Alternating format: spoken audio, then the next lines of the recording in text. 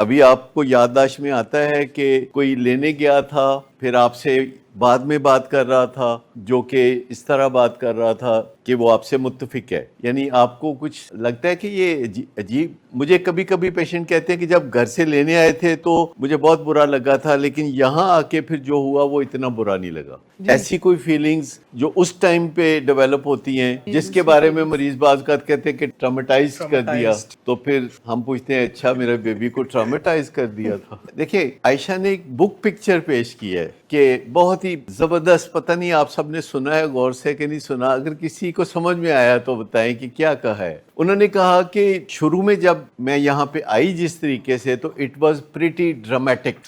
Dramatic یا dramatic? اچھا، میں نے کہا شاید ڈرامیٹک کہا ہے، that is a softer word, یعنی اگر ٹرامیٹک کی بجائے اگر آپ ڈرامیٹک کہیں تو ہم آپ سے زیادہ ایگری کریں گے۔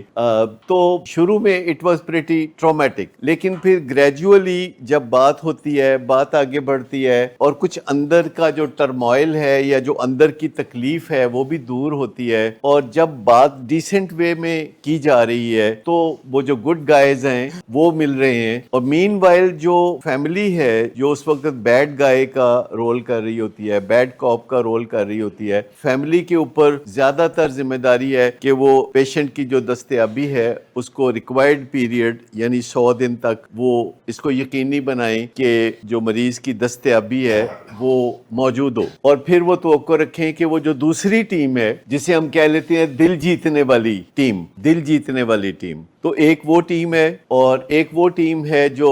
سیکیور کرتی ہے، حفاظت کو یقینی بناتی ہے، تحفظ کو یقینی بناتی ہے، جو جلتی ہوئی آگ کو بجھا رہی ہوتی ہے، جو ریسکیو کر رہی ہوتی ہے، اس آن گوئنگ بیماری کے جو پروسیس ہے اس میں سے ریسکیو کر رہی ہوتی ہے، اور وہ مرضی کوئی نہیں پوچھ رہے ہوتے، وہ صرف ان کا رول اتنا ہے کہ ریسکیو کرنا ہے، اور وہ جو ڈلوان ہے نشے کی بیماری کی جس پہ پھسلتا ہی جا رہا ہے بندہ، یا بائی پولر کی ڈلوان پہ پھسلتا جا رہا ہے، یا او سی ڈی کی ڈلوان پہ پھسلتا جا رہا ہے، تو وہ اس ڈلوان سے پھسلتے ہوئے انسان کو، یا جیسے کوئی پہاڑ کی ڈلوان سے کوئی پھسلتا ہی جا رہا ہے، تو اس وقت ویسے کیا دل چاہتا ہے؟ مثال کے طور پر اگر ایک پہاڑ ہے، اس کی چوٹی پہ آپ کھڑے ہیں اور پاؤں پھسلا اور آپ ڈلوان سے لڑکتے ہوئے نیچے آ رہے ہیں، تو اس وقت کیا دل چاہتا ہے؟ کوئی پکڑ لے ڈلوان سے، ٹھیک؟ وہ ایسا ہی ایک بندہ تھا جو پہاڑ کی ڈلوان سے پھسلا، اس کا پاؤں، اور وہ لڑکتا ہوا تھوڑا نیچے آیا، تو بڑا پریشان تھا کہ اس کے ہاتھ میں کسی درخت کی ٹہنی آ گئی، تو وہ ٹہنی پکڑ کے درخت کی تو اس کے ساتھ لٹک رہا ہے، اور وہ اوپر دیکھتا ہے